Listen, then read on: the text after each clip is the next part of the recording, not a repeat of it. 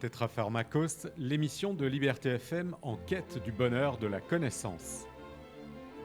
Bonjour à toutes et à tous, je suis ravi de vous retrouver pour ce dernier numéro de l'année 2024.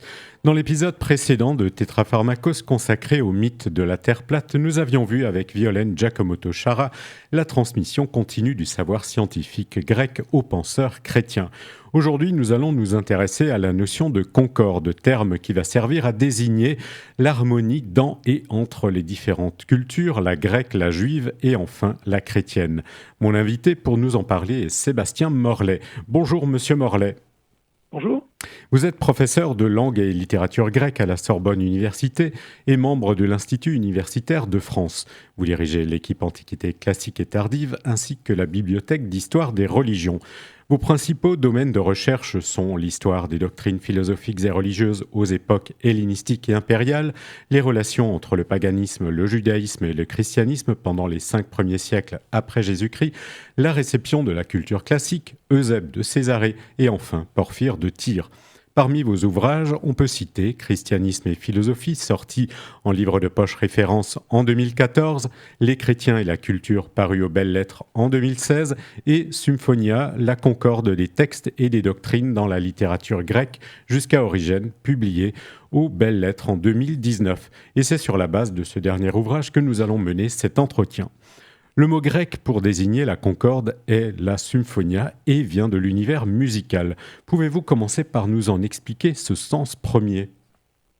Oui, alors effectivement, le terme symphonia, c'est un petit peu mon point de départ dans ce livre, parce que c'est le terme et puis tous les dérivés autour de symphonia qu'on va retrouver tout au long de l'histoire antique pour désigner la notion d'accord, mais à l'origine, ce terme a un sens essentiellement musical. Alors dans symphonia, il y a 2 éléments. Il y a un préverbe syn qui veut dire avec, et puis il y a phonia qu'on a également dans phoné qui veut dire la voix. Donc la symphonia, littéralement, c'est le fait de parler ensemble, de parler à l'unisson. Et à côté de ce terme, il y en a un autre qui est très proche, qu'on va retrouver aussi souvent, qui est le verbe sunadein, qui veut dire un peu la même chose, mais plus précisément, le sens de sunadein, c'est plutôt chanter ensemble. Donc, vous voyez, l'étymologie, en fait, nous conduit immédiatement du côté de la musique, et on a des textes grecs très anciens, ça commence avec l'époque archaïque, qui utilisent ce type de vocabulaire pour désigner des chœurs qui chantent ou des instruments comme la lyre ou la cithare, par exemple, qui font retentir un son concordant. Et alors ensuite, nous arrivons à Pythagore, que tout le monde connaît pour les mathématiques, bien sûr, mais Pythagore est un penseur important pour le monde musical. Et alors justement, il analyse le monde comme une harmonie. Oui, tout à fait. Alors vous avez raison de parler de Pythagore, parce que c'est peut-être un personnage important dans cette histoire. Il y a chez Pythagore et les pythagoriciens un intérêt pour la théorie musicale, qui est d'ailleurs très complexe. Et en même temps, le pythagorisme, c'est une philosophie. Et il est vrai que les pythagoriciens vont en quelque sorte appliquer leur théorie musicale à leur représentation du monde. Et donc c'est chez les pythagoriciens notamment, mais pas uniquement, qu'on va trouver cette idée que le monde lui-même est une harmonie quasiment musicale. Oui, on passe donc justement du registre musical au registre cosmique. Exactement, c'est ça. Ça devient un véritable lieu commun très très vite, qu'on va retrouver dans d'autres courants philosophiques, notamment le stoïcisme. Les stoïciens ont un petit peu la même conception du monde. Ils parlent de symphonia, ils parlent d'harmonia aussi, donc le terme que nous traduisons par harmonie. C'est très prégnant dans la pensée grecque, et les Romains vont finalement hériter aussi de cette conception du monde. Et alors, l'harmonie justement que vous venez de citer, souvent on dit que c'est l'harmonie des contraires. Oui. Alors ça, c'est un point qu'on peut préciser, qui est souvent souligné par certains auteurs. L'un des premiers à l'avoir fait, c'est un auteur assez ancien finalement, puisque c'est Héraclite, le grand Héraclite, le grand philosophe présocratique. On a plusieurs fragments d'Héraclite qui insistent beaucoup sur ce paradoxe apparent, qui est que le monde serait d'un côté harmonieux, mais de l'autre, le lieu d'une contradiction permanente entre des réalités antagoniques. Et donc, finalement, cette harmonie du monde, elle est souvent, très souvent, perçue comme une harmonie de choses contraires, de choses qui, isolément, sont contraires, mais qui, en réalité, dans l'harmonie que forme le monde, eh bien, concourent à une belle conjonction, si vous voulez. Oui. Alors, Platon va bien sûr se servir de cette notion d'harmonie universelle. Oui, on la retrouve un petit peu chez Platon, notamment dans le Timée, mais ce qui est peut-être la marque plus propre de Platon, c'est que cette notion d'harmonie, elle va se trouver appliquée à l'âme, Mhm. dans le Oui. Phédon, par exemple, Mhm. et on va la trouver appliquée également au corps politique. Hein, l'idée que le corps politique, la cité, l'État, doit représenter également une harmonie. Et d'ailleurs, Platon utilise le terme symphonia. Alors il dit Oui. symphonia, ce qui s'exprime dans un dialecte particulier, Mhm. mais c'est bien le même terme. D'accord. Et alors justement, pour parler de l'harmonie des âmes, c'est l'amitié. C'est un concept très Alors, en important fait, dans l'Antiquité. oui, tout à fait. Alors, concernant l'âme, il y a d'abord l'harmonie intrinsèque de l'âme. Et il faut rappeler que Oui. chez les philosophes grecs, pendant toute l'Antiquité, il y a des discussions pour savoir si l'âme est ou non une harmonie. Mhm. Et puis par ailleurs, il y a effectivement l'harmonie des âmes Oui. entre elles. Mhm. Et le premier niveau de cette harmonie, bah, c'est peut-être l'amitié, effectivement, qui est souvent définie, notamment chez les stoïciens, comme une symphonia, précisément, comme un accord. Oui, et ce qui mènera ensuite au corps politique qui est également analysé avec cette notion de symphonia. Voilà, exactement, notamment chez Platon. Hein, Platon, c'est Voilà, vraiment le grand défenseur de cette idée. c'est lui qui fait le Euh, parallèle entre l'âme et la cité. voilà. Alors, il est vrai que dans la réflexion politique des Grecs, on trouve souvent d'autres termes pour dire cette harmonie. On va trouver le terme homonoia, notamment, Mhm. Oui, qui veut dire communauté d'esprit, d'esprit. si vous voulez, Mhm. communauté de Oui. pensée. Mhm. Mais à partir de Platon, on va trouver également le vocabulaire musical de la concorde. Oui. Platon qui est quand même fortement influencé par le pythagorisme. Oui, de manière générale, et sans doute effectivement un petit peu de ce côté-là, et de même lorsqu'il parle de l'âme comme harmonie. Après les présocratiques, comment est-ce qu'on analyse cette notion? Mais en fait, il y a des développements très, très divers. On les a déjà un petit peu évoqués. Oui. Moi, ce qui m'a intéressé plus particulièrement, Mhm. c'est d'étudier, si vous voulez, la bascule qui Oui. se fait entre un discours qui au départ est cosmologique, Mhm. qui ensuite devient anthropologique, c'est-à-dire Oui. qui concerne l'harmonie des âmes, Oui. donc des hommes, C'est ça. et finalement qui va en venir assez naturellement à concerner le domaine des idées Mhm. et finalement le domaine des textes. Donc vous voyez, en fait, on passe très naturellement de la question du monde à la question Oui. des âmes, des hommes, de ce qu'ils disent et de ce qu'ils pensent, et finalement à la question de ce qu'ils écrivent, c'est-à-dire des textes. Et là, on arrive plus proprement au sujet qui m'a intéressé dans ce Mhm. livre, Oui. qui est de montrer qu'il apparaît dans le monde grec. Alors, c'est un peu plus tardif, c'est surtout à partir de l'époque dite hellénistique, hein, Mhm. donc pas Oui. avant le IIIe siècle avant notre ère, Mhm. Mhm. notamment chez les commentateurs d'Homère et des classiques, donc Oui. autour d'Alexandrie. Mhm. Il apparaît toute une réflexion sur la concorde ou éventuellement le désaccord Eh oui. des textes. Et ça devient très rapidement une façon de commenter les textes. Un des réflexes, finalement, des commentateurs, c'est de se demander si le texte qu'on commente présente une proximité, un accord avec tel ou tel texte, ou au contraire, un désaccord qu'on peut exploiter pour le commentaire. Et alors, en fait, justement, cette concorde devient un critère de vérité. Oui, alors ça c'est une autre ligne très importante Mhm. qui va à un certain moment télescoper, si j'ose dire, cet intérêt pour la concorde des textes. Oui. Alors ça remonte à plus loin finalement. Mhm. On pourrait remonter au moins jusqu'à la pratique judiciaire Eh des oui, Grecs de l'époque classique, c'est ça. puisque finalement au tribunal, une des façons d'établir les vérités, c'est de produire des témoins Mhm. et des témoins qui disent la même chose. Eh oui. Donc, euh, très vite, finalement, s'impose l'idée que la concorde peut être un critère de vérité. Quand on parle de la concorde des témoins, finalement, c'est une sorte de concorde extrinsèque, si j'ose dire. Mhm. Mais il y a aussi la concorde que j'appelle intrinsèque, c'est-à-dire Oui. celle d'un discours avec lui-même. Et cette idée-là, on va la trouver surtout dans la philosophie. Alors, bien sûr, c'est le principe de non-contradiction Mhm. qui a été formulé par Aristote, Oui.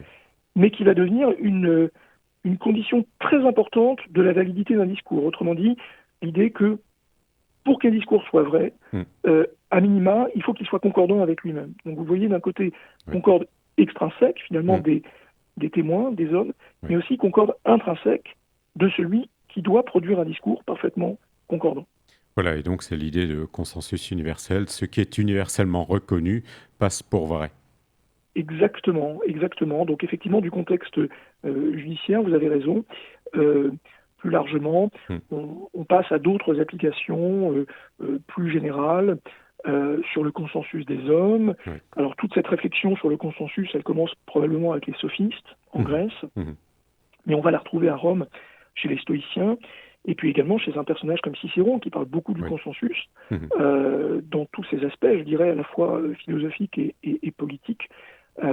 L'idée notamment intéressante chez Cicéron, Mhm. qui est que le consensus des hommes est en quelque sorte la voie de la nature. Hein, ça, Oui. c'est une expression de Cicéron, ce qui en dit long sur la confiance Mhm. que les anciens pouvaient accorder à la notion de concorde. C'est une espèce de sagesse populaire. On fait confiance en une sagesse populaire. C'est comme si la nature s'exprimait elle-même. Ouais. Et Mais ça, ouais. c'est vraiment lié au postulat des stoïciens, qui est que les hommes ont tous en commun euh, la raison, une raison qui est la même, qui est disséminée en tout homme. Et donc, si vous voulez, lorsque Cicéron dit que le consensus des hommes est la voie de la nature, Mhm. ce qu'il veut dire, c'est que finalement, lorsqu'ils sont d'accord, c'est la raison qui s'exprime, c'est la raison qui parle. Et Oui. la raison, pour Cicéron, c'est la nature. Très bien. Alors, on va justement analyser l'accord des textes. On va faire l'analyse des textes, notamment Homère, etc. On va voir si c'est concordant entre la réalité et ce qu'il écrit. Oui. Alors en fait, là vous faites allusion aux commentateurs d'Homère. C'est Encore une ça. fois, ça nous situe à partir de l'époque hellénistique, mais Oui. il y a toute une tradition de grammairiens, de philologues grecs qui vont continuer à commenter Homère Mhm. jusqu'à la fin de l'Antiquité. Oui. Et cette question de la concorde, elle se pose, comme vous dites, à plusieurs niveaux. Mhm. Alors j'ai fait allusion tout à l'heure à la question de savoir si un auteur comme Homère pouvait être en accord avec d'autres auteurs, Oui. mais effectivement se pose également la question de son accord avec lui-même Mhm. et aussi de son accord avec le monde, une question qui est moins souvent abordée mais qui existe. Oui. Alors très concrètement, qu'est-ce que ça veut dire? Ça veut dire que dans l'esprit des commentateurs anciens, il est inenvisageable qu'un auteur comme Homère Mhm. puisse être en contradiction avec lui-même. Oui. Donc il y a vraiment un postulat Mhm. de la concorde du poète avec lui-même, ce qui les pousse à éliminer du texte, dans certains cas, des passages, des vers entiers, Oui. qui leur semblent contradictoires avec d'autres passages. Donc là, on a une application intéressante de la concorde dans l'édition du texte. Vous Mhm. voyez, Oui. le postulat que l'auteur ne peut pas être en contradiction avec lui-même. Et puis, l'autre aspect, c'est le rapport au monde. On se demande parfois, chez les commentateurs, si ce que dit Homère a une réalité dans le monde. Ça peut être le cas, ça peut ne pas être le cas. Et quand ça n'est pas le cas, eh bien, c'est souvent une bonne raison chez les exégètes de penser que ce que dit Homère a un sens symbolique, allégorique, ne doit pas être appliqué au domaine de l'histoire. Mhm. Alors, à un moment, on va également se poser la question de l'accord entre le mythe et la philosophie, qui vont devenir quand même, deux disciplines, c'est peut-être anachronique, mais on va opposer ces deux façons de voir le monde. Oui, alors si je m'appuie sur une conception traditionnelle des choses, je pourrais dire pour simplifier que, si vous voulez, la rationalité grecque, et notamment la philosophie, est apparue dans un contexte qui est souvent un contexte de remise en question des mythes Mhm. et des Oui, vérités religieuses. oui. On présente souvent les choses comme ça. Mhm. Et ce qui est intéressant, c'est de voir qu'au cours de l'histoire, eh bien, finalement, la religion et la philosophie vont se rapprocher. Oui.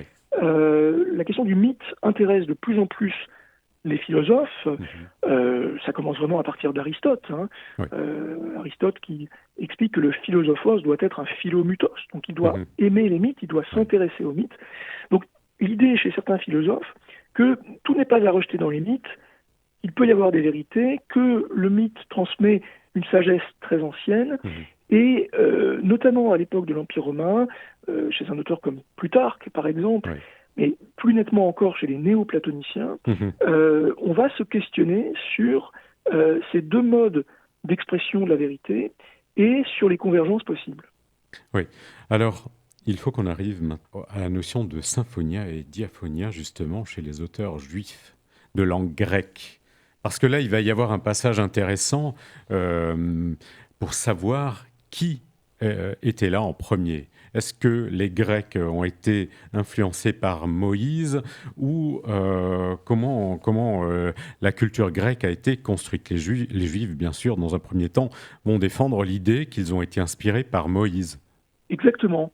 Et ce dossier juif, il est très important dans l'histoire, Mhm. notamment parce qu'il préfigure tout le dossier chrétien, qui est Ouais. plus proprement le cœur de mon Mhm. enquête. Mhm. Et comme vous dites, alors ça commence avec des auteurs qu'on situe autour du IIe siècle avant notre ère. Vous Ouais. voyez, c'est intéressant. On est Oui. dans le contexte de l'époque hellénistique. Ouais. Un auteur qu'on appelle Aristobule, par Mhm. exemple, qui aurait écrit une exégèse de la loi de Moïse. Malheureusement, ce texte n'est pas bien connu, on n'a que 5 fragments pour Mhm. l'essentiel, mais on croit savoir qu'effectivement, Aristobule avait dans ce texte engagé toute une réflexion Ouais. sur l'histoire de la sagesse Mhm. et qu'il avait essayé de situer la sagesse des Juifs par rapport à la sagesse des Grecs. Ouais. Et à partir d'Aristobule, on va trouver une idée qui va être très importante chez les Juifs et les chrétiens d'Antiquité, Mhm. qui est l'antériorité, évidemment, Ah oui, de la sagesse bien sûr. juive Mm. qu'ils font remonter à Moïse par rapport à une sagesse grecque qui est souvent présentée comme nouvelle, finalement très récente, Oui. et qui serait parfois dépendante des idées de Moïse. Donc Aristobule lui-même Mhm. signale à plusieurs reprises que tel philosophe ou tel poète aurait pu être dépendant de Moïse. Oui. Et là, ils font une analyse, ils comparent les écrits, ils disent, ben voilà, tel passage est inspiré directement de Moïse et de la Bible. Exactement, un peu comme le font les philologues d'Alexandrie finalement. Mhm. C'est vraiment l'application de cette méthode exégétique à un domaine qui les intéresse plus proprement. Mhm. Mais effectivement, on va voir chez tous ces auteurs s'engager des réflexions sur les textes. Oui. Alors, à partir souvent d'une lecture très littérale des textes, c'est ça qui Mhm. est intéressant, Oui. c'est que le moindre détail dans un texte, qui parfois nous paraît anodin, parce qu'il se retrouve littéralement chez un autre auteur, pousse les exégètes juifs ou chrétiens à faire des rapprochements et à conclure que tel auteur dit la même chose que tel autre, voire qu'il est dépendant euh, du premier. Et alors justement, il y a aussi le fameux mythe de la traduction de la Bible en Oui, grec qui aurait été oui, confié à 72 auteurs et qui les auraient oui, tous traduits de la même manière. Donc il y a une oui, concorde du texte. oui, exactement. Alors ça, c'est un cas un petit peu particulier. Mhm. Le premier à dire cela dans les textes conservés, c'est un autre auteur juif qui est Mhm. Philon d'Alexandrie. Oui. Alors avant Philon, il y a déjà une légende Mhm. qui est transmise dans ce qu'on appelle Oui, la lettre d'Aristée à c'est ça. Philocrate, mais Oui. ce texte ne dit pas ça, ne parle pas d'une concorde des traducteurs, mais Mhm. Philon, lui, part du principe qu'ils ont travaillé séparément Oui. et que de façon miraculeuse, Mhm. ils auraient produit le même texte. Alors évidemment, c'est une façon non seulement de suggérer le caractère inspiré de cette traduction. Oui. La conclusion de Philon, d'ailleurs, c'est que la traduction n'est pas moins bonne que l'original. Ce Mhm. serait Mhm. un Oui. second Ah original. oui. Mais c'est aussi une façon, encore une fois, de s'appuyer sur ce lieu commun qui associe la concorde à la vérité. Mhm. Si c'est concordant, c'est que c'est la vérité. Et alors justement, Philon d'Alexandrie va développer toute une idée autour de la symphonia du monde et de l'harmonie de l'homme. Oui, alors de manière générale, Philon d'Alexandrie, c'est un auteur juif Mhm. qui a été actif dans un milieu qui est proche de Mhm. celui des philologues grecs. Euh, il produit une œuvre qui nous apparaît souvent comme une œuvre de synthèse de beaucoup d'idées Oui. qui viennent du monde grec. D'accord. Il a un projet exégétique particulier qui est de commenter, alors essentiellement le Pentateuque, c'est-à-dire les 5 Oui. premiers livres de la Mhm. Bible, avec les idées des Grecs, avec les concepts des Grecs. Donc finalement, il n'est pas étonnant que dans son œuvre, on retrouve toutes les idées dont nous avons déjà parlé, Mhm. c'est-à-dire l'harmonie du monde, Oui. l'harmonie des âmes, Mhm. même parfois l'harmonie politique. Et bien sûr, cette idée devient déjà inévitable à l'époque de Philon, toute une réflexion sur les liens entre sagesse biblique et sagesse grecque. Voilà. Et donc, vous pouvez développer ça justement, cette symphonie entre la Bible et la sagesse grecque chez Philon. Oui, d'abord, Philon fait quelques parallèles Mhm. qui parfois concernent des poètes grecs ou Ouais. parfois des philosophes. Par exemple, il va dire que dans l'Odyssée d'Homère, l'allusion aux Almohades, alors qui sont des géants qui auraient essayé de se rapprocher des dieux, eh bien, serait tout à fait proche du mythe de Babel, de la tour de Babel. Ah oui. D'accord. Donc on trouve ce genre de convergence. À propos des philosophes, eh bien, il va dire que, par exemple, le personnage de Rebecca dans la Genèse, eh bien, ce serait un symbole de ce que les stoïciens appellent la vertu, l'arrêté. Ah oui. Donc, vous voyez, dans l'esprit de Philon, il y a tout un système de concordance qui permettent d'appliquer au texte des significations tantôt mythologiques, tantôt philosophiques, avec toujours le postulat d'une concorde profonde. En revanche, Philon est souvent prudent lorsqu'il cherche à expliquer ces parallèles. À vrai dire, la plupart du temps, il ne cherche pas à les expliquer, ce qui est un peu frustrant pour nous. D'accord. Mais quand il le fait, on a plutôt l'impression, un petit peu comme chez Aristobule, qu'il croit à une dépendance. Il croit à l'idée que, d'une manière ou d'une autre, par des voies qu'il ne précise pas, les idées des Juifs se seraient transmises aux Grecs. Et alors, toujours chez Philon, alors bien sûr, il y a la symphonia, mais un terme qu'on n'a peut-être pas encore employé, la diaphonia, la discorde, qui, lorsqu'il y a une discorde entre les actes ou les paroles, serait le signe distinctif du méchant. Oui, tout à fait. Alors, à vrai dire, encore une fois, là, Philon ne fait que reprendre des lieux communs qui viennent plutôt du monde païen. Donc, diaphonia, c'est l'antonyme de symphonia, ça veut dire le contraire, finalement. Donc, c'est la discorde, la dissonance. Et autant la symphonia est souvent présentée comme un gage de vérité, autant la diaphonia n'est pas une valeur positive chez les Grecs. Encore une fois, il y a la diaphonia avec soi-même, qui est la preuve du mauvais discours, du discours incohérent, mais il y a aussi la diaphonia qui existe entre les hommes, qui fait qu'ils se font la guerre, qu'ils ne sont pas d'accord, et une diaphonia qui peut aussi concerner les philosophes. Philon parle beaucoup de cela. D'ailleurs, il utilise souvent cette diaphonia comme un argument contre la philosophie des Grecs. L'argument étant que, contrairement à la Bible, qui est censée contenir un énoncé totalement concordant, les philosophes, sur toutes les questions, n'ont jamais été d'accord. Oui.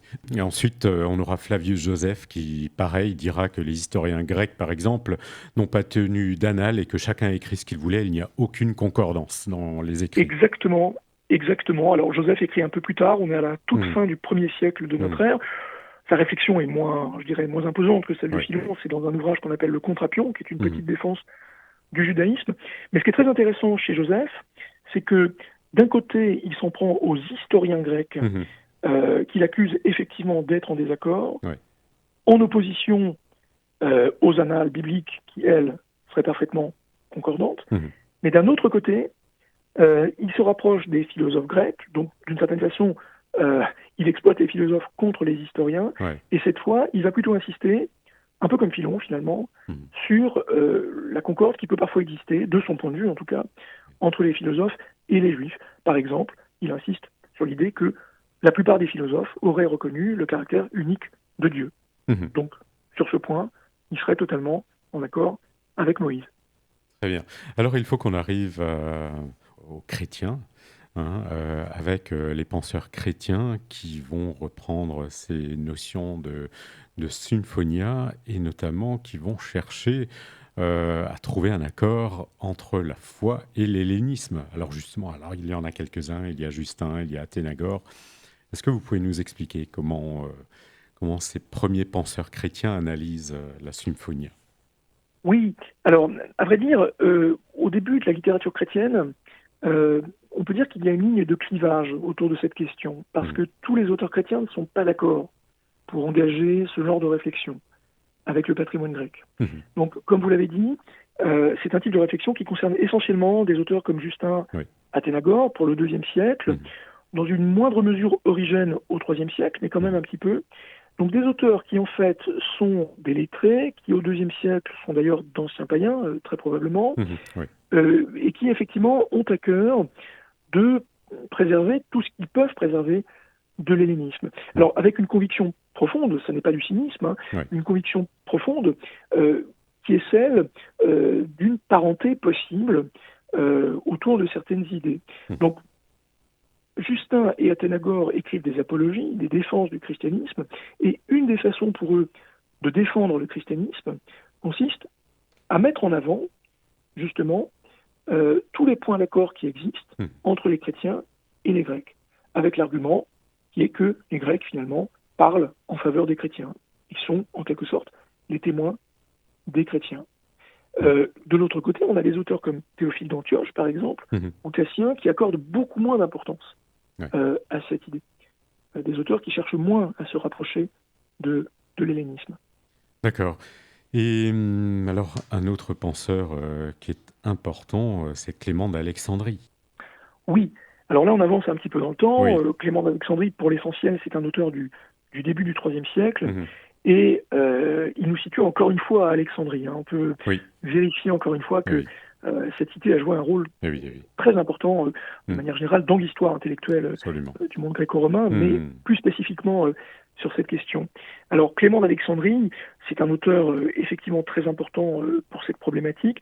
D'abord, c'est un lecteur de Philon, donc il hérite de beaucoup de choses de Philon, et puis il fait partie finalement de la même famille intellectuelle que Justin ou Athénagore. Alors, ce qui est peut-être plus propre à Clément, c'est que au-delà des points d'accord, qui sont parfois très précis, Clément est un auteur qui cite les textes, qui les rapproche, il y a chez Clément une véritable réflexion théologique pour essayer de comprendre les raisons de cet accord. Et Clément, dans son œuvre, met en avant 3 raisons. Alors, les 2 premières, on les a déjà chez un auteur comme Justin. Il y a une première raison qui serait que le logos, c'est-à-dire la raison, mais en même temps pour les chrétiens le Verbe, le Fils de Dieu, serait répandu chez tous les hommes. Donc le logos existe sous 2 formes. Il a une forme substantielle, personnelle dans la Trinité, mais il existe aussi sous la forme de la raison présente en tout homme. Donc cette présence de la raison, du logos en tout homme, permet à des auteurs comme Justin ou Clément d'expliquer pourquoi, parfois, des hommes qui n'appartiennent pas à la même culture, qui n'honorent pas a priori le même Dieu, peuvent quand même dire la même chose. Donc là, vous voyez, on a une première raison. La deuxième raison, Clément la reprend aussi à des auteurs comme Justin, on l'a déjà mentionné, c'est l'hypothèse de la dépendance. L'idée qu'il y aurait une dépendance littéraire, finalement, entre les textes des Juifs et les textes des Grecs. Il faut insister peut-être sur le caractère invraisemblable de cette hypothèse. Il est absolument impossible, d'autant que les réflexions des chrétiens concernent des auteurs très anciens comme Platon, qu'à une époque comme celle de Platon, les textes des Juifs aient pu avoir la moindre influence sur les auteurs grecs.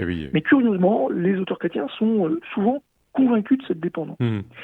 Mais ce qui est le plus intéressant chez Clément, son apport, si vous voulez, dans cette histoire, c'est une 3e explication. Il propose avec une certaine prudence, parce qu'évidemment elle est très audacieuse. C'est peut-être la raison pour laquelle on ne va pas trop la retrouver finalement par la suite. Clément, dans les Stromates, donc une œuvre qui s'appelle les Stromates, au Stromate 1, au Stromate 6, va se demander si finalement la culture grecque, et plus particulièrement la philosophie grecque, ne viendrait pas directement de Dieu. Et il en vient à se demander si la philosophie grecque ne serait pas un testament, il utilise cette expression, diatheke en grec, un testament propre aux Grecs, qui serait comparable à celui des Juifs.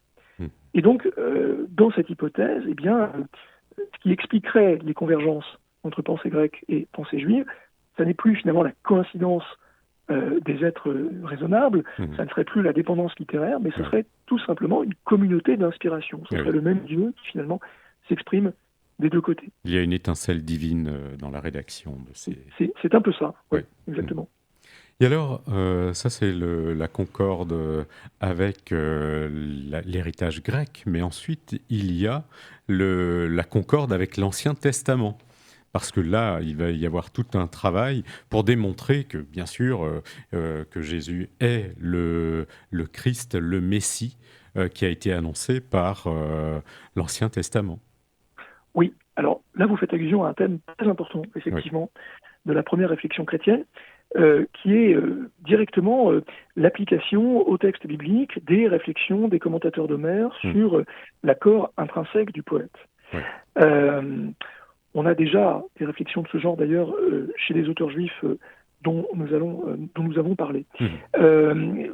Donc, dès le IIe siècle, à vrai dire un petit peu avant Clément, apparaissent déjà chez les chrétiens des réflexions sur la concorde que présente le texte biblique Mhm. avec lui-même. Oui. Sauf que à partir de Clément d'Alexandrie, il y a un élément nouveau. Clément d'Alexandrie, c'est le premier auteur à utiliser l'expression Nouveau Testament pour désigner Mhm. les écritures chrétiennes. Oui. Le canon proprement chrétien de ce que nous appelons le Nouveau Testament, il Oui. se met en place progressivement. Mhm. D'ailleurs, à l'époque de Clément, il n'est pas encore tout à fait fixé. Oui. Oui. Mais Clément a quand même une idée de quelque chose qu'il appelle le Nouveau Testament. Mhm. Et donc, ce qui est intéressant, c'est que cette problématique de l'accord du texte biblique avec lui-même revient très souvent dans les textes à se demander dans quelle mesure le Nouveau Testament est en accord avec l'Ancien. Oui. Donc ça, c'est une question qui va concentrer beaucoup Mhm. les réflexions des auteurs chrétiens. Et ce qu'il faut bien comprendre, c'est que derrière ces réflexions, il y a souvent un arrière-plan polémique. Oui. Un arrière-plan Oui. polémique, d'une part, contre les Juifs, avec l'idée que seul le Nouveau Testament permet de comprendre l'Ancien, Mhm. et que donc il ne faut Oui. pas dissocier les Écritures, Mhm. l'idée que le corpus biblique serait absolument indissociable. Mais il y a aussi un autre contexte qui est celui de la discussion avec des hétérodoxes, et plus particulièrement ceux qu'on appelle les marcionites, qui se réclament de Marcion, Mhm. qui est un auteur chrétien du IIe siècle, Oui. qui lui rejetait complètement les Écritures juives. Mhm. Le marcionisme, c'est une forme de christianisme qui rejette tout l'héritage juif avec l'idée que le Dieu des Juifs est un créateur du monde, mais qui n'est pas le Dieu annoncé par Jésus, qui est un Dieu sauveur, qui est un Dieu Oui. supérieur. Mhm. L'Église marcionite, elle est assez vivace dans l'Antiquité, au moins jusqu'au 5e siècle, et c'est souvent contre les marcionites que des auteurs comme Clément, ça va continuer avec Origène, tiennent autant à insister sur la solidarité des deux testaments. Donc vous voyez, ce qui est intéressant, c'est que Mhm. d'un côté, on va retrouver chez les chrétiens des lignes de réflexion qui viennent du monde grec, mais qui sont en quelque sorte réactualisées par des problématiques qui sont plus propres aux chrétiens. Oui. Alors, on fera toujours des parallèles, comme vous l'avez déjà dit, entre l'Ancien Testament pour montrer que l'avènement du Nouveau Testament confirme tout ce qui a été annoncé dans les textes antérieurs. C'est ça. Le Nouveau Testament réalise l'Ancien. Mm. Ça, c'est une idée qui est déjà très prégnante dans le Nouveau Testament lui-même, à vrai dire, Oui. Mhm. dans les évangiles, dans les écrits de Paul. Mais ce qui est intéressant, c'est de voir que très vite, chez un auteur comme Clément, cette question du lien entre l'Ancien et le Nouveau Testament Mm. va dépasser très largement la simple question de la réalisation des prophéties. C'est-à-dire qu'il ne s'agit plus simplement de dire que le Nouveau réalise l'Ancien, Oui. mais de manière plus générale, on va aller chercher parfois dans l'Ancien Testament des passages qui sont censés éclairer le Nouveau. C'est Donc, ça. on voit que ça Mm. marche dans l'autre sens également. Oui. Ou dans le Nouveau Testament, des expressions, des passages qui sont censés donner la clé de certains passages de l'Ancien Testament. Mm. Et là, on va arriver à Origène, qui va jouer un rôle fondamental. C'est un personnage un peu controversé, mais qui laisse des écrits très importants justement pour cette transmission et cette pensée de la concorde. Alors effectivement, mon livre s'arrête avec Origène, et Oui. d'ailleurs c'est l'auteur auquel je consacre le plus de pages, Mhm. parce qu'il représente dans cette histoire un point d'aboutissement, et puis Oui. en même temps un nouveau départ. Mhm. Donc si un jour j'ai l'énergie d'écrire la suite, D'accord. j'essaierai de le faire, mais Très bien. Origène est vraiment un auteur charnière dans cette histoire. Mhm. Alors d'abord parce qu'il a produit une œuvre très longue, il faut rappeler que c'est un des premiers commentateurs de la Bible du côté chrétien. Mhm. Clément d'Alexandrie commente la Bible, je dirais, en passant, il fait des allusions, mais Clément d'Alexandrie n'a pas composé de commentaires sur l'Écriture. Le genre du commentaire sur l'Écriture, c'est-à-dire une œuvre qui soit entièrement consacrée à faire l'exégèse d'un livre biblique, Mhm. ce genre n'apparaît pas avant l'époque d'Origène. Alors, Origène, c'est peut-être pas tout à fait le premier à avoir fait cela. Mhm. D'ailleurs, dans son commentaire sur Jean, il polémique contre un autre commentaire qui est un commentaire gnostique, D'accord. mais c'est vraiment le premier grand commentateur de l'Église. Mhm. Il a laissé beaucoup de commentaires. On sait qu'il a parfois commenté le même livre biblique plusieurs fois, de plusieurs façons, dans des Ouais. homélies, dans des commentaires continus, Mhm. dans des scolies. Comme vous dites, c'est un auteur controversé. Alors, Ouais. pour différentes raisons sur lesquelles on n'a peut-être pas le temps de revenir Mhm. aujourd'hui, une de ces raisons est que c'est un commentateur essentiellement spirituel, qui a donné parfois l'impression à ses contemporains et à sa postérité qu'il niait le caractère historique et littéral des textes. Mhm. Donc ça, c'est un problème qu'on a souvent reproché à Origène. Alors, toute cette controverse explique que malheureusement, l'œuvre immense d'Origène est mal survécue. On a finalement peu de choses de ce qu'il a écrit. Mhm. Et dans ce peu de choses, eh bien, on s'aperçoit que la question de la concorde de la Bible avec elle-même ou de la Bible avec les Grecs est une question récurrente, qui revient sans arrêt et qui devient véritablement, pour Origène, un enjeu essentiel dans la façon dont on doit commenter le texte. Vous pouvez donner des exemples justement dans cette pratique concrète de l'exégèse symphonique? Alors, d'abord, on a de très beaux textes théoriques qui ont été conservés dans ce qu'on appelle la Philocalie, qui est un florilège qui a été constitué après Origène, qui reprend ses plus beaux passages. On a 3 textes qui évoquent cette question. Il y a un beau texte qui transmet une tradition qu'Origène présente comme juive, qui assimile le texte biblique à une maison constituée de plusieurs pièces.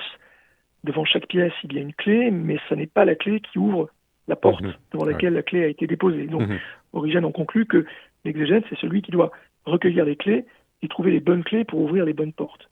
On a un autre texte qui est assez beau, qui compare le texte biblique à une cithare. Donc là, ça nous ramène aux origines musicales de toute cette réflexion, et qui explique que on peut avoir l'impression, quand on regarde le texte biblique, qu'il y a une discordance, mais finalement, cette impression, c'est un peu comme si on entendait les sons différents d'une cithare de façon isolée, sans comprendre que le tout forme une harmonie.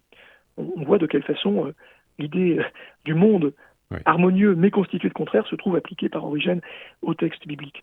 Et puis à côté de cela, eh bien, il y a une pratique du commentaire dans laquelle Origène va chercher des parallèles, je dirais, tous azimuts. C'est tel passage des psaumes expliqué par tel passage d'Isaïe, ou par tel passage de Paul, c'est tel passage des évangiles expliqué par tel passage de la Genèse. Donc, ce qui est impressionnant quand on lit Origène, et j'invite vos auditeurs à avoir la curiosité d'ouvrir un commentaire d'Origène, c'est la science immense de cet auteur qui avait l'intégralité du texte dans la tête. C'est très impressionnant pour nous de voir cela, avec les moyens matériels, techniques très limités qui étaient ceux de l'Antiquité, de voir un homme aussi savant, aussi capable d'aller chercher des textes grâce à sa mémoire. Et alors, je dirais pour terminer que dans la pratique d'Origène, il y a peut-être 2 aspects qui permettent de mettre en concordance les textes. Il y a d'un côté parfois des lectures extrêmement littérales des textes. Vous voyez, par exemple, on a un commentaire dans lequel un passage de Jean qui annonce la trahison de Judas, c'est Jean 13, « L'un d'entre vous me livrera », est rapproché par Origène d'un passage de la Genèse, c'est Genèse 3, 22, où Dieu dit « Voici qu'Adam est devenu comme l'un d'entre nous ». Et alors, vous voyez, pour Origène, l'un d'entre vous, l'un d'entre nous, appelle une comparaison. Et la conclusion d'Origène, c'est que l'expression doit être comprise dans le sens d'une expulsion. Autrement dit, Judas est expulsé des apôtres, de même qu'Adam, finalement, va perdre son immortalité. Et puis parfois, et cela c'est peut-être un peu plus typique de la pratique d'Origène, eh bien c'est l'exégèse spirituelle qui permet les rapprochements. Rattacher les choses spirituelles aux choses spirituelles, comme dit Origène. Alors, l'exégèse spirituelle, ça veut dire, par exemple, expliquer que le sacrifice d'Isaac, dans la Genèse, serait une annonce symbolique, voilée, du sacrifice du Christ. D'accord. Ce qu'on appelle l'exégèse typologique. On va trouver très souvent ce genre d'exégèse chez Origène. Alors, Origène fait également un parallèle entre la philosophie et l'écriture, et on connaît son fameux Contre Cels, où il défend justement les chrétiens contre Cels qui a critiqué les premiers chrétiens. Oui. Alors effectivement, la réflexion d'Origène sur la philosophie, elle est surtout documentée par le Contre Cels, mais c'est un peu paradoxal parce que c'est une œuvre très tardive qu'il a composée peut-être 5 ans avant sa mort, autour de 248, contre un traité écrit par un philosophe, Cels, contre les chrétiens. Et Origène réagit à certains arguments utilisés par Cels. L'un de ces arguments serait que les idées des chrétiens seraient souvent des déformations de la philosophie, et notamment de la philosophie de Platon. Il est possible que Cels, d'ailleurs, exploite, il les connaît un petit peu, toutes les réflexions des auteurs du IIe siècle sur les rapprochements entre philosophie et christianisme. Et donc, Origène répond. Et la réponse d'Origène consiste bien sûr à dire que la philosophie n'est pas la source du christianisme, mais qu'il faut voir les choses dans l'autre sens. Donc il reprend finalement l'idée classique d'une dépendance. Ce qu'il ajoute peut-être dans cette histoire, c'est un thème qui revient constamment dans le contresens, qui est celui de la déformation, du contresens, ce qu'il appelle en grec la parakoé. Alors la parakoé, c'est le fait d'entendre à côté, de mal entendre. Donc Origène ne dit pas simplement que les philosophes seraient inspirés par l'écriture, mais aussi qu'ils l'auraient déformée parce qu'ils ne l'auraient pas comprise. Donc c'est peut-être l'apport propre d'Origène dans l'histoire de cette réflexion. D'accord. Et donc, justement, il y a une déformation des mythes, c'est ça? Il y a, alors, de la part des païens, dans l'esprit d'Origène, c'est une déformation qui concerne essentiellement les philosophes, et surtout Platon. Donc, Origène est très hostile à Platon dans ce texte, mais une déformation qui peut effectivement concerner les mythes, mais d'une façon beaucoup moins importante. La question des mythes, c'est une question très, très intéressante qui a un petit peu occupé les chrétiens dans l'Antiquité, mais peut-être pas autant qu'elle aurait pu les occuper. Cette réflexion, elle commence avec Justin, au IIe siècle, bien avant Origène. Et Justin, avant Origène, suggère déjà dans l'Apologie que les mythes des Grecs pourraient être des déformations de la révélation biblique. Ce qui veut dire deux choses. Ce qui veut dire que d'un côté, ils sont faux, puisque ce sont des déformations, des fictions, mais d'un autre côté, eh bien, ils sont vrais, puisqu'ils ont une source qui serait divine. Oui. Qu'est-ce qu'on peut dire pour conclure, en fait, de cet héritage d'Origène dans les lectures postérieures? Alors, je n'ai pas encore écrit la suite, mais si j'ai le temps de l'écrire, j'espère pouvoir montrer que c'est une influence considérable. D'accord. Origène, de manière générale, pas uniquement sur cette question de la symphonia, a conditionné très massivement les commentaires postérieurs pendant longtemps. Il faut rappeler que, y compris en Occident, il va être traduit en latin, donc même les auteurs qui ne lisent pas le grec vont être influencés par Origène, et plus précisément, cette question de l'accord ou du désaccord des textes va devenir, après Origène, je dirais, une rubrique obligée, une rubrique inévitable des commentaires. Tous les commentateurs vont, lorsqu'ils commentent un texte, se poser la question des parallèles éventuels qui peuvent exister. Alors, surtout dans la Bible, je dirais que la question de la sagesse grecque, dans les commentaires exégétiques, ce n'est pas une question majeure. Ça, c'est une question qu'on va trouver plutôt dans ce qu'on appelle l'apologétique, c'est-à-dire toute la production polémique des chrétiens pour attaquer le paganisme ou se défendre. Mais dans les commentaires, on va constamment se questionner sur les convergences qui existent au sein du corpus biblique. Il a influencé saint Augustin ? Oui. Il a influencé Saint-Augustin. D'ailleurs, j'organise avec une collègue en juin prochain à la Sorbonne un colloque sur Augustin et les pères grecs. Et on a presque la moitié du colloque qui est consacré à Origène. Donc oui, il y a une influence, y compris sur Augustin. D'accord, parfait. Eh bien, merci beaucoup, Monsieur Morlet, de nous avoir éclairé et expliqué comment les différentes cultures se sont considérées les unes par rapport aux autres. C'est un peu comme un jeu de domino, en fait. Un petit peu. Voilà, je vous retrouve, chers auditeurs, début janvier pour un Tétrapharmakos consacré au culte de Mithra. Ernest Renan, le grand historien du 19e siècle, avait dans une phrase célèbre dit que si le christianisme eût été arrêté dans sa croissance par quelques maladies mortelles, le monde eût été mitraïste. Nous verrons ce qu'il en est vraiment. Merci beaucoup, Monsieur Morlet. Merci à vous. Au revoir. Au revoir.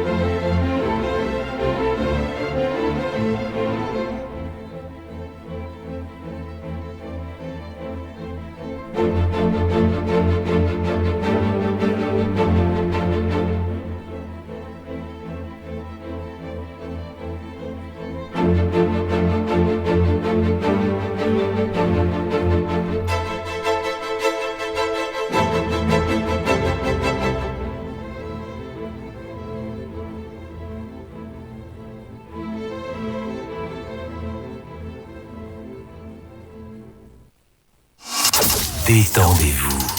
Vous êtes sur Liberté FM 96.1. 96.1.